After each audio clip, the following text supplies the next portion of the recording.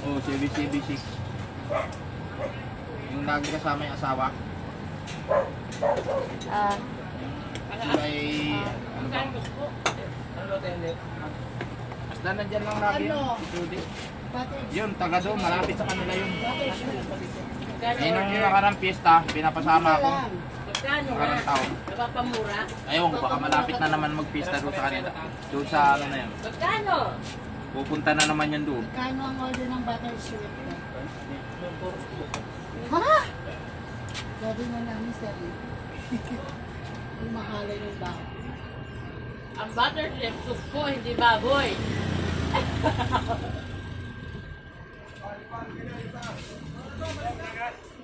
Nag-yossi break kami na ako para sa stress. Pwede mag-yossi break?